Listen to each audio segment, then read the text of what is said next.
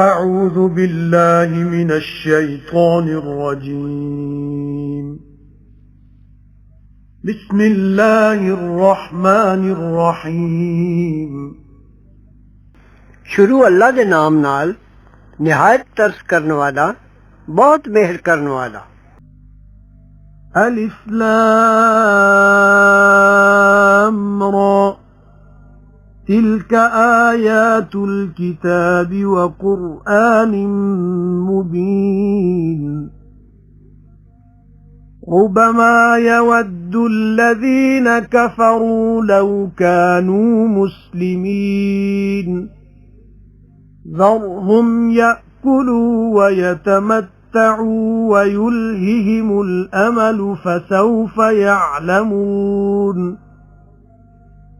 وما أهلكنا من قرية إلا ولها كتاب معلوم ما تسبق من أمة أجلها وما يستأخرون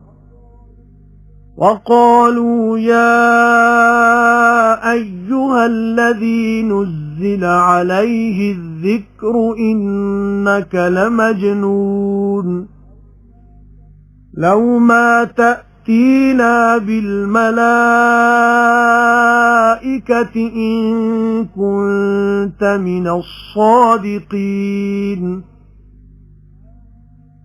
ما ننزل الملائكة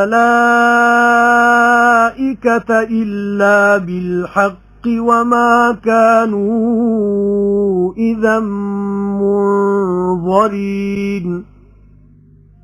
إنا نحن نزلنا الذكر وإنا له لحافظون ولقد أرسلنا من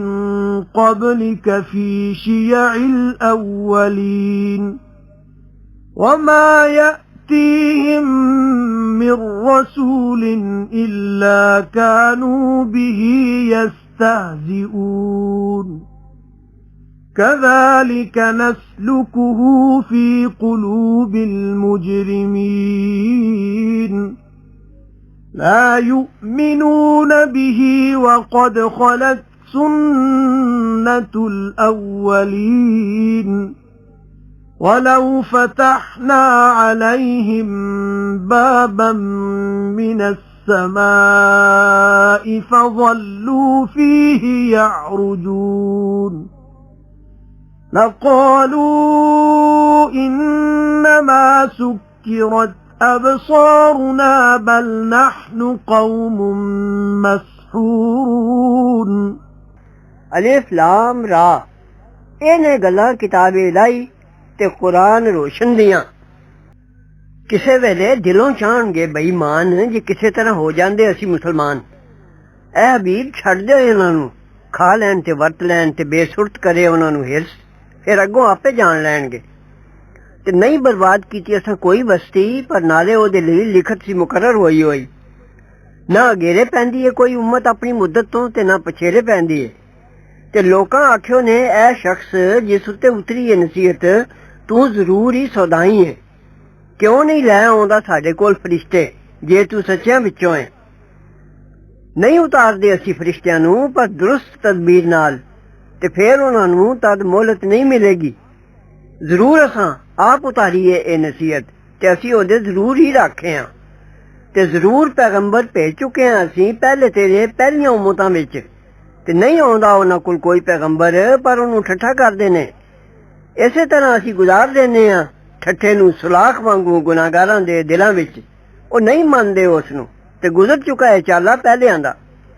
ਤੇ ਜੇ ਕਦੇ ਖੋਲ ਦਿੰਦੇ ਅਸੀਂ ਇਹਨਾਂ ਉੱਤੇ ਦਰਵਾਜ਼ਾ ਅਸਮਾਨਾਂ ਦਾ ਫਿਰ ਦਿਨ ਦਿਹਾੜੇ ਉਸ ਵਿੱਚ ਚੜ੍ਹਦੇ ਵੀ ਰਹਿੰਦੇ ਤਾਂ ਆਖਦੇ ਨਿਰਾ ਬੰਦ ਕੀਤੀਆਂ ਗਈਆਂ ਨੇ ਨਜ਼ਰਾਂ ਸਾਡੀਆਂ ਸਗੋਂ ਅਸਾਂ ਲੋਕਾਂ ਉੱਤੇ ਜਾਦੂ ਕੀਤਾ ਗਿਆ ਹੈ وَلَقَدْ جَعَلْنَا فِي السَّمَاءِ بُرُوجًا وَزَيَّنَّاهَا لِلنَّاظِرِينَ وحفظناها من كل شيطان رجيم إلا من استرق السمع فأتبعه شهاب مبين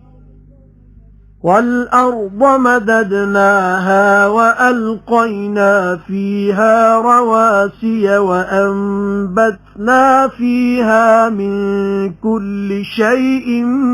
موزون وجعلنا لكم فيها معايش ومن لستم له برازقين وإن من شيء إلا عندنا خزائنه وما ننزله إلا بقدر معلوم وأرسلنا الرياح لواقح فأنزلنا من السماء ماء فأسقيناكموه وما أنتم له بخازنين وإنا لنحن نحيي ونميت ونحن الوارثون ولقد علمنا المستقدمين منكم ولقد علمنا المستأخرين وإن ربك هو يحشرهم إنه حكيم عليم ਤੇ ਜ਼ਰੂਰ ਬਣਾਏ ਨੇ ਅਸਾਂ ਅਸਮਾਨ ਵਿੱਚ ਬੁਰਜ ਤੇ ਸਜਾਇਆ ਅਸਾਂ ਉਹਨੂੰ ਵੇਖਣ ਵਾਲਿਆਂ ਲਈ ਤੇ ਰਾਖੀ ਕੀਤੀ ਅਸਾਂ ਉਸ ਦੀ ਹਰ ਸ਼ੈਤਾਨ ਮਰਦੂਦ ਤੋਂ ਪਰ ਜਿਨ ਸੁਣ ਗੁਣ ਲੈਣ ਲਈ ਕੁਝ ਗੱਲ ਦੀ ਫੇਰ ਮਗਰ ਪਿਆ ਉਹਦੇ ਅੰਗਾਰਾ ਚਮਕਦਾ ਤੇ ਜ਼ਮੀਨ ਵਿਛਾਈ ਅਸਾਂ ਤੇ ਰੱਖਿਆ ਅਸਾਂ ਉਸ ਵਿੱਚ ਪਹਾੜ ਤੇ ਉਗਾਈ ਅਸਾਂ ਉਸ ਵਿੱਚ ਹਰ ਚੀਜ਼ ਨਪੀ ਤੁਲੀ ਅੰਦਾਜ਼ੇ ਦੀ ਤੇ ਬਣਾਇਆ ਅਸਾਂ ਤੁਹਾਡੇ ਲਈ ਉਸ ਵਿੱਚ ਗੁਜ਼ਾਰੇ ਦੇ ਅਸਬਾਬ ਤੇ ਉਸ ਦੇ ਵੀ ਜਿਸ ਨੂੰ ਨਹੀਂ ਤੁਸੀਂ ਰੋਟੀ ਦੇਣ ਵਾਲੇ ਯਾਨੀ ਚੌਖਰਾਂ ਦੇ ਵੀ ਤੇ ਨਹੀਂ ਕੋਈ ਚੀਜ਼ ਪਰ ਸਾਡੇ ਕੋਲ ਨੇ ਖਜ਼ਾਨੇ ਉਸ ਦੇ ਤੇ ਨਹੀਂ ਉਤਾਰਦੇ ਅਸੀਂ ਉਸ ਨੂੰ ਪਰ ਜਾਪੇ ਹੋਏ ਅੰਦਾਜ਼ੇ ਨਾਲ ਤੇ ਭੇਜੀਆਂ ਅਸਾਂ ਹਵਾਵਾਂ ਵਿਕਾਉਂਦਾ ਕਰਨ ਵਾਲੀਆਂ ਯਾਨੀ ਉਹ ਹਵਾਵਾਂ ਜਿਹੜੀਆਂ ਬੱਦਲ ਦੇ ਪੇਟ ਵਿੱਚ ਪਾਣੀ ਪੈਦਾ ਕਰ ਦਿੰਦੀਆਂ ਨੇ ਤੇ ਫਿਰ ਉਤਾਰਿਆ ਅਸਾਂ ਅਸਮਾਨੋਂ ਪਾਣੀ ਫਿਰ ਅਸਾਂ ਸੈਰਾਬ ਕਰ ਦਿੱਤਾ ਤੁਹਾਨੂੰ ਤੇ ਨਹੀਂ ਤੁਸੀਂ ਉਸ ਦਾ ਜ਼ਖੀਰਾ ਰੱਖਣ ਜੋਗੇ ਤੇ ਜ਼ਰੂਰ ਅਸੀਂ ਹਾਂ ਜਵਾਂਦੇ ਤੇ ਮਾਰਦੇ ਤੇ ਅਸਾਂ ਹੀ ਸਭ ਦੀ ਵਿਰਥਾ ਲੈਣੀ ਤੇ ਜ਼ਰੂਰ ਜਾਨ ਲੈ ਨੇ ਅਸਾਂ ਅੱਗੇ ਆਉਣ ਵਾਲੇ ਤੁਸਾਂ ਵਿੱਚੋਂ ਤੇ ਜ਼ਰੂਰ ਜਾਨ ਲੈ ਨੇ ਅਸਾਂ ਪਿੱਛੇ ਰਹਿਣ ਵਾਲੇ ਵੀ ਤੇ ਜ਼ਰੂਰ ਤੇਰਾ ਰੱਬ ਹੀ ਇਕੱਠਾ ਕਰੇਗਾ ਉਹਨਾਂ ਨੂੰ ਉਹ ਜ਼ਰੂਰ ਹਕਮਤਾਂ ਵਾਲਾ ਹੈ ਜਾਣਨ ਵਾਲਾ وَلَقَدْ خَلَقْنَا الْإِنسَانَ مِنْ صَلْصَالٍ مِنْ حَمَإٍ مَسْنُونٍ وَالْجَانَّ خَلَقْنَاهُ مِنْ قَبْلُ مِنْ نَارِ السَّمُومِ وَإِذْ قَالَ رَبُّكَ لِلْمَلَائِكَةِ إِنِّي خَالِقٌ بَشَرًا مِنْ صَلْصَالٍ مِنْ حَمَإٍ مَسْنُونٍ فَإِذَا سَوَّيْتُهُ وَنَفَخْتُ فِيهِ مِنْ رُوحِي فَقَعُوا لَهُ سَاجِدِينَ فسجد الملائكة كلهم أجمعون إلا إبليس أبى أن يكون مع الساجدين قال يا إبليس ما لك ألا تكون مع الساجدين قال لم أكن لأسجد لبشر خلقته من صلصال من حمأ مسنون قال فاخرج منها فإنك رجيم وإن عليك اللعنة إلى يوم الدين قال رب فأنظرني إلى يوم يبعثون قال فإنك من المنظرين إلى يوم الوقت المعلوم قال رب بما أغويتني لأزينن لهم في الأرض ولأغوينهم أجمعين إلا عبادك منهم المخلصين قال هذا صراط علي مستقيم إن عبادي ليس لك عليهم سلطان إلا من اتبعك من الغاوين وإن جهنم لموعدهم أجمعين لها 7 أبواب لكل باب منهم جزء مقسوم ਤੇ ਜ਼ਰੂਰ ਬਣਾਇਆ ਅਸਾਂ ਆਦਮੀ ਤਰੱਕੇ ਹੋਏ ਗਾਰੇ ਦੀ ਚਰੇਪੜੀ ਨਾਲ ਤੇ ਜਿਨ੍ਹਾਂ ਨੂੰ ਵੀ ਬਣਾਇਆ ਅਸਾਂ ਪਹਿਲੇ ਇਸ ਦੇ ਸੜ ਦੀ ਅੱਗ ਦਾ ਤੇ ਜਦ ਆਖਿਆ ਤੇਰੇ ਰੱਬ ਨੇ ਫਰਿਸ਼ਤਿਆਂ ਨੂੰ ਭਈ ਜ਼ਰੂਰ ਪੈਦਾ ਕਰਨਾ ਹੈ ਆਦਮੀ ਤਰੱਕੇ ਹੋਏ ਗਾਰੇ ਦੀ ਚਰੇਪੜੀ ਦਾ ਫਿਰ ਜਦ ਦਰੁਸਤ ਕਰ ਦਿਆਂ ਮੈਂ ਉਹਨੂੰ ਤੇ ਫੂਕ ਦਿਆਂ ਮੈਂ ਉਸ ਵਿੱਚ ਕੁਝ ਰੂਹ ਆਪਣੀ ਥੀ ਤਾਂ ਡਿੱਗ ਪਿਓ ਉਹਦੇ ਅੱਗੇ ਸਜਦਾ ਕਰਦੇ ਫਿਰ ਸਜਦਾ ਕੀਤਾ ਫਰਿਸ਼ਤਿਆਂ ਸਾਰਿਆਂ ਨੇ ਇਕੱਠਿਆਂ ਪਰ ਸ਼ੈਤਾਨ ਨੇ ਕਬੂਲ ਨਾ ਕੀਤਾ ਜੋ ਹੋਵੇ ਨਾਲ ਸਜਦਾ ਕਰਨ ਵਾਲਿਆਂ ਦੇ ਫਰਮਾਇਆ ਇਹ ਸ਼ੈਤਾਨ ਕੀ ਹੋਇਆ ਤੈਨੂੰ ਜੋ ਨਾ ਹੋਇਓ ਨਾਲ ਸਜਦਾ ਕਰਨ ਵਾਲਿਆਂ ਦੇ ਆਖਣ ਲਗਾ ਮੈਂ ਅਜਿਹਾ ਨਹੀਂ ਜੋ ਸਜਦਾ ਕਰਾਂ ਇੱਕ ਆਦਮੀ ਨੂੰ ਜਿਸ ਨੂੰ ਬਣਾਇਆ ਤੇ ਰੱਖੇ ਹੋਏ ਗਾਰੇ ਦੀ ਚੜੇਪੜੀ ਦਾ ਫਰਮਾਇਆ ਤਾਂ ਨਿਕਲ ਜਾ ਇੱਥੋਂ ਕਿਉਂਕਿ ਤੂੰ ਜ਼ਰੂਰ ਰਾਂਦਿਆ ਹੋਇਆ ਹੈ ਤੇ ਤੇਰੇ ਉੱਤੇ ਜ਼ਰੂਰ ਫਟਕਾਰ ਹੈ ਦਿਨ ਕਿਆਮਤ ਤੀਕ ਆਖਿਓ ਸੂ ਮੇਰੇ ਰੱਬਾ ਤਾਂ ਮੋਹਲਤ ਦੇ ਮੈਨੂੰ ਉਸ ਦਿਨ ਤੀਕ ਜੋ ਮੁਰਦੇ ਜੀਉਣਗੇ ਯਾਨੀ ਸਾਰੇ ਇਨਸਾਨ ਜਦੋਂ ਦੁਬਾਰਾ ਉਠਾਏ ਜਾਣਗੇ ਫਰਮਾਇਆ ਤਾਂ ਤੂੰ ਵੀ ਹੈ ਉਹਨਾਂ ਵਿੱਚੋਂ ਜਿਨ੍ਹਾਂ ਨੂੰ ਮੋਹਲਤ ਮਿਲੀ ਇੱਕ ਵਕਤ ਜਾਤੇ ਹੋਏ ਦਿਨ ਤੱਕ ਆਖਿਓ ਸੂ ਮੇਰੇ ਰੱਬਾ ਮੈਨੂੰ ਸਹੁੰ ਹੈ ਤੇਰੀ ਮੇਰਾ ਰਾਹ ਮਾਰਨ ਦੇ ਜ਼ਰੂਰ ਮੈਂ ਸਜ਼ਾ ਬਖਾਵਾਂਗਾ ਉਹਨਾਂ ਨੂੰ ਦਿਲ ਪਰਚਾਵੇ ਨਾਲ ਜ਼ਮੀਨ ਵਿੱਚ ਤੇ ਮੈਂ ਜ਼ਰੂਰ ਰਾਹ ਮਾਰਾਂਗਾ ਉਹਨਾਂ ਸਾਰਿਆਂ ਦਾ ਪਰ ਬੰਦੇ ਤੇਰੇ ਉਹਨਾਂ ਵਿੱਚੋਂ ਕੁਝ ਚੁਣੇ ਹੋਏ ਫਰਮਾਇਆ ਇਹੋ ਰਾਹ ਹੈ ਮੇਰੇ ਵੱਲ ਨੂੰ ਪਹੁੰਚਦਾ ਸਿੱਧਾ ਜੋ ਮੇਰੇ ਬੰਦੇ ਨੇ ਜ਼ਰੂਰ ਨਹੀਂ ਹੈ ਤੇਰਾ ਉਹਨਾਂ ਉੱਤੇ ਕੁਝ ਜ਼ੋਰ ਪਰ ਜਿਹੜਾ ਮਗਰ ਤੁਰਿਆ ਤੇਰੇ ਬੇਹਦਾਇਤਾਂ ਵਿੱਚੋਂ ਤੇ ਜ਼ਰੂਰ ਹੀ ਦੋਜ਼ਖੇ ਬਹਿਦੇ ਦਾ ਥਾਂ ਉਹਨਾਂ ਸਾਰਿਆਂ ਦਾ ਦੋਜ਼ਖ ਦੇ 7 ਦਰਵਾਜ਼ੇ ਨੇ ਹਰ ਦਰਵਾਜ਼ੇ ਲਈ ਉਹਨਾਂ ਵਿੱਚੋਂ ਇੱਕ ਟੋਲਾ ਹੈ ਵੰਡਿਆ ਹੋਇਆ innal muttaqina fi jannatin wa uyun udkhuluha bisalamin aminin ونزعنا ما في صدورهم من غل إخوانا على سرر متقابلين لا يمسهم فيها نصب وما هم منها بمخرجين نبئ عبادي أني أنا الغفور الرحيم وأن عذابي هو العذاب الأليم ونبئهم عن ضيف إبراهيم إذ دخلوا عليه فقالوا سلاما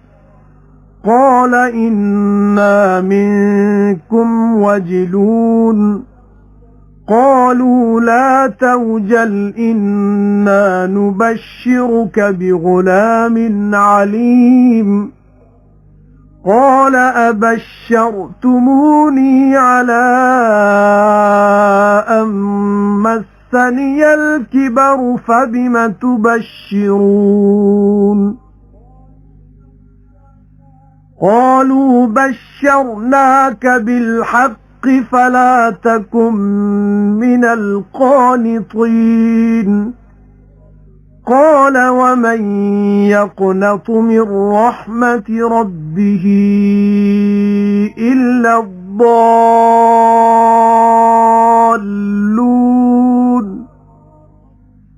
قال فما خطبكم أيها المرسلون قالوا إنا أرسلنا إلى قوم مجرمين إلا آل لوط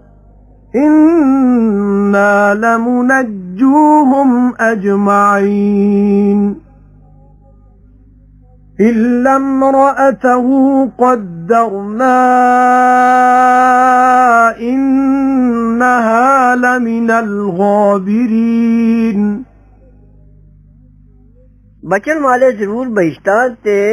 چشمیاں وچ نے انہاں نوں آکھیا جائے گا چلو وڑو اوتھے سلامتی نال خاطر جمع رکھ کے تے کر دتا اساں جو انہاں دے دلاں وچ سی کچھ ویر کپٹ او بھرا بن کے پلنگاں اُتے آمو سامنے بہن گے نہ پہنچے گی انہاں نوں اوتھے کچھ اوکھت تے نہ اوتھوں کڈے جان گے حبیب خبر کر دیو میرے بندیاں نوں جو ضرور میں ہی بخشنہار مہربان ہاں تے ضرور اے نال میری مار او ہوئے دکھ دی مار بھی حبیب تے خبر دیو انہاں نوں ابراہیم دے پرونیاں دی جد آ وڑے اس کول پھر آکھیو نے سلام آکھنے ہاں آکھیو سو سانوں تساں کولوں ڈر آوندا ہے آکھیو نے نہ ڈر اسی خوشخبری دینے ہیں تینوں سیانے لڑکے دی آکھیو سو بڑی خوشخبری دتی مینوں جد پہنچ چکا مینوں بٹھیپا ہن کئی خوشخبری دیندے ہو آکھیو نے خوشخبری دتی اساں تینوں ٹھیک گل دی سن نہ ہو آس توڑن والیاں تھی ابراہیم آکھیا تے کون آس توڑدا ہے اپنے رب دی مہر تو بن راہوں بھلیاں ہویاں دے پھر ابراہیم پوچھیا کی کام ہے تہاڈا اے بھیجے ہوئے ہو اللہ دیو آکھیو نے سانوں بھیجیا گیا ہے مجرم لوکاں ول پر لوط دے گھر والے اسی ضرور بچا دینا ہے انہاں ساریاں نوں سوا او دی عورت دے مت رکھیا اساں جو او ضرور ہی پیچھے رہن والیاں تھیے فلما جاء آل لوط المرسلون قال إنكم قوم منكرون قالوا بل جئناك بما كانوا فيه يمترون وأتيناك بالحق وإنا لصادقون فأسر بأهلك بقطع من الليل واتبع أدبارهم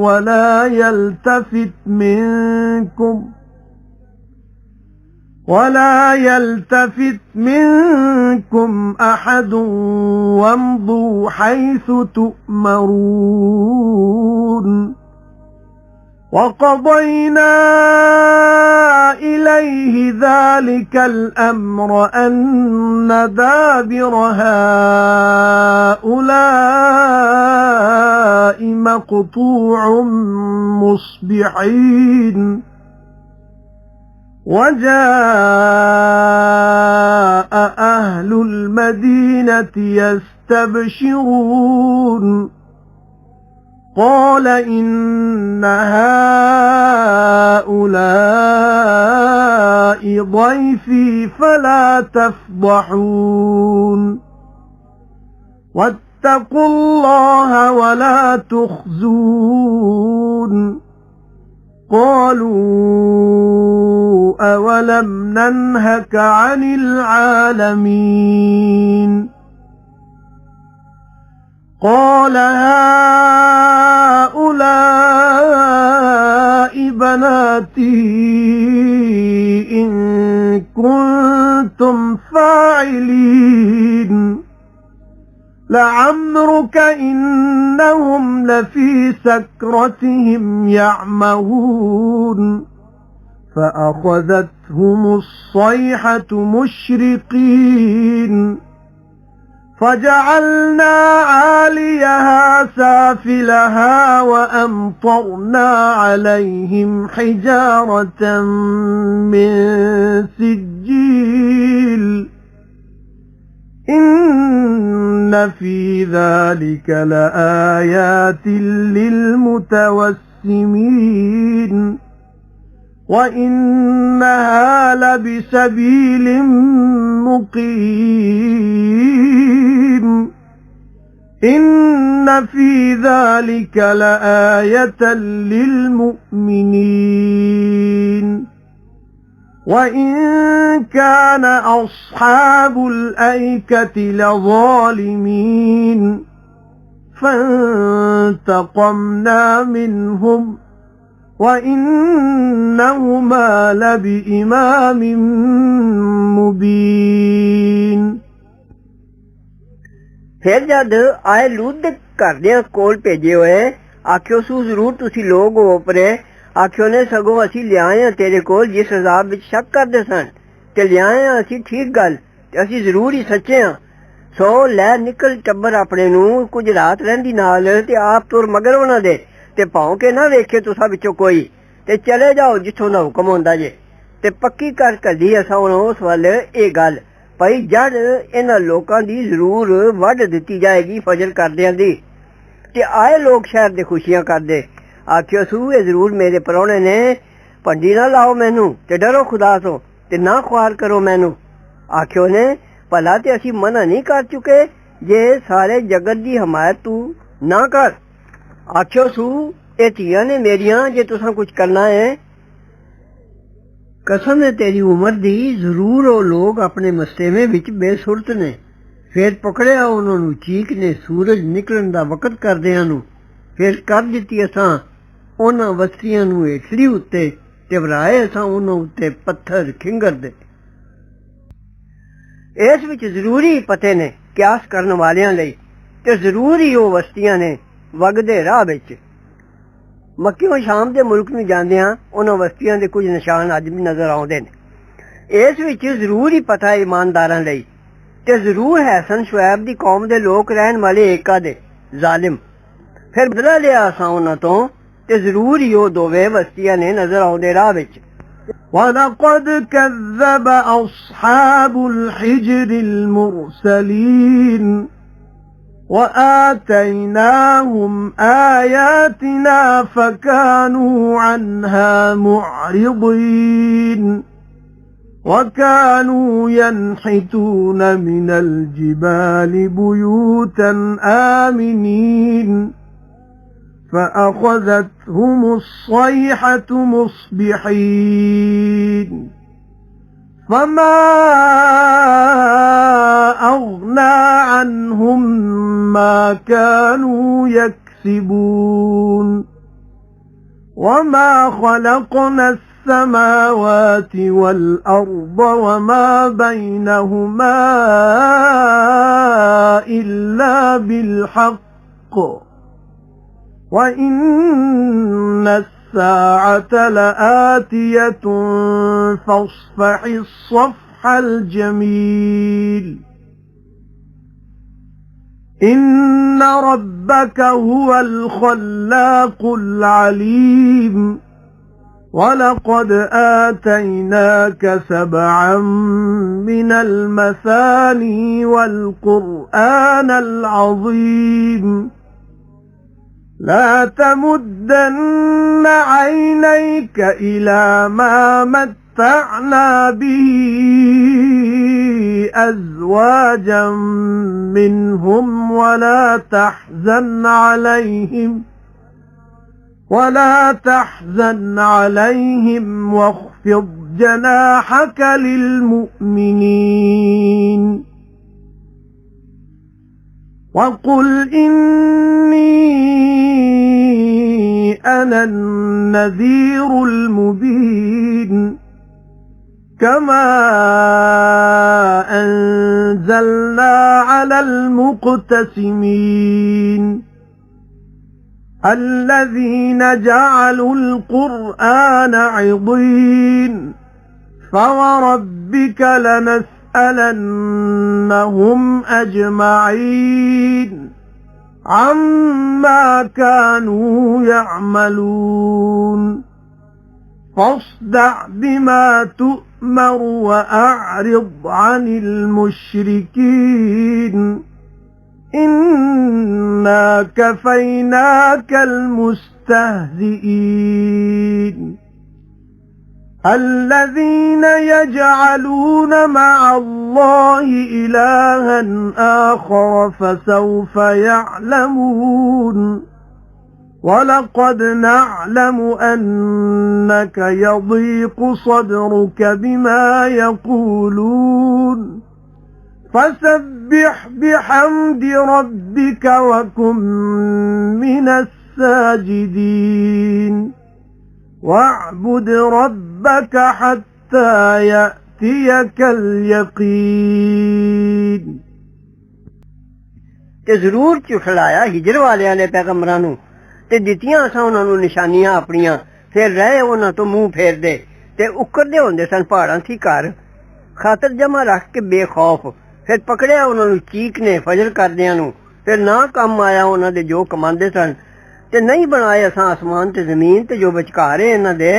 ਪਰ ਹੱਕ ਦੀ ਤਦਬੀਰ ਨਾਲ ਤੇ ਕਿਆਮਤ ਜ਼ਰੂਰ ਹੀ ਆਉਣੀ ਹੈ ਸੋ ਦਰਗੁਜ਼ਰ ਕਰੋ ਸੋਹਣੀ ਦਰਗੁਜ਼ਰ ਕਰਨੀ ਜ਼ਰੂਰ ਤੇਰਾ ਰੱਬ ਹੀ ਹੈ ਸਭ ਦਾ ਪੈਦਾ ਕਰਨ ਵਾਲਾ ਤੇ ਜਾਣੂ ਤੇ ਜ਼ਰੂਰ ਦਿੱਤੀਆਂ ਨੇ ਅਸਾਂ ਤੈਨੂੰ 7 ਆਇਤਾਂ ਜੋ ਵਜ਼ੀਫਾ ਹੈ ਤੇ عطا ਕੀਤਾ ਹੈ ਕੁਰਾਨ ਬੜੇ ਰਤਬੇ ਵਾਲਾ ਹਬੀਬ ਨਾ ਕੱਢ ਅੱਖੀਆਂ ਆਪਣੀਆਂ ਉਸ ਚੀਜ਼ ਵੱਲ ਜੋ ਖਾਨ ਹਟਾਉਣ ਨੂੰ ਦਿੱਤੀ ਅਸਾਂ ਭਾਤ ਭਾਤ ਦੇ ਲੋਕਾਂ ਨੂੰ ਉਹਨਾਂ ਵਿੱਚੋਂ ਤੇ ਨਾ ਚੋਰੋ ਨਾ ਉੱਤੇ ਤੇ ਨੀਵੀਂ ਕਰ ਬਾਂਹ ਆਪਣੀ ਅੱਗੇ ਇਮਾਨਦਾਰਾਂ ਦੇ ਯਾਨੀ ਨਰਮੀ ਨਾਲ ਪੇਸ਼ ਆਓ ਤੇ ਆਖ ਨਾ ਮੰਨਣ ਵਾਲਿਆਂ ਨੂੰ ਭਾਈ ਜ਼ਰੂਰ ਮੈਂ ਹੀ ਹਾਂ ਡਰਾਉਣ ਵਾਲਾ ਸਾਫ਼ ਸਾਫ਼ ਉਤਰਨੇ ਅਜ਼ਾਬ ਦੇ ਨੂੰ ਜਿਉਂ ਉਤਾਰਿਆ ਅਸਾਂ ਤਫਰਕਾ ਪਾਉਣ ਵਾਲਿਆਂ ਉੱਤੇ ਜਿਨ੍ਹਾਂ ਕਰ ਦਿੱਤੇ ਖੁਦਾ ਦੀ ਕਿਤਾਬ ਦੇ ਟੁਕੜੇ ਟੁਕੜੇ ਸੋ ਕਸਮ ਹੈ ਤੇਰੇ ਰੱਬ ਦੀ ਜ਼ਰੂਰ ਅਸੀਂ ਪੁੱਛਾਂਗੇ ਉਹਨਾਂ ਸਾਰਿਆਂ ਨੂੰ ਉਸ ਕੰਮ ਤੋਂ ਜੋ ਕਰਦੇ ਸਨ ਸੋ ਵੱਜ ਕੇ ਆਖ ਦੇ ਜਿਸ ਗੱਲ ਦਾ ਤੈਨੂੰ ਹੁਕਮ ਹੁੰਦਾ ਹੈ ਤੇ ਮੂੰਹ ਫੇਰ ਸ਼ਿਰਕ ਕਰਨ ਵਾਲਿਆਂ ਤੋਂ ਅਸੀਂ ਆਪ ਸੰਭਾਲ ਲਾਂਗੇ ਤੇਰੀ ਤਰਫੋਂ ਠੱਠਾ ਕਰਨ ਵਾਲਿਆਂ ਨੂੰ ਜਿਹੜੇ ਠਹਿਰਾਂਦੇ ਨੇ ਅੱਲਾ ਨਾਲ ਮਾਬੂਦ ਹੋਰ ਸੋ ਅੱਗੋਂ ਜਾਣ ਲੈਣਗੇ ਤੇ ਜ਼ਰੂਰ ਅਸੀਂ ਜਾਣਨੇ ਆ ਭਈ ਤੂੰ ਜੋ ਹੈ ਤੰਗ ਹੁੰਦਾ ਦਿਲ ਤੇਰਾ ਉਸ ਗੱਲੋਂ ਜਿਹੜੀ ਆਖਦੇ ਨੇ ਸੋ ਪਾਕੀ ਬੋਲ ਨਾਲ ਰਲਾ ਕੇ ਸੋਭਾ ਆਪਣੇ ਰੱਬ ਦੀ ਤੇ ਹੋਰ ਸਜਦਾ ਕਰਨ ਵਾਲਿਆਂ ਵਿੱਚੋਂ ਤੇ ਬੰਦਗੀ ਕਰ ਆਪਣੇ ਰੱਬ ਦੀ ਜਦ ਠੀਕ ਨਾ ਆਵੇ ਆਖਰੀ ਘੜੀ ਜਿਹਦਾ ਆਉਣਾ ਯਕੀਨੀ ਹੈ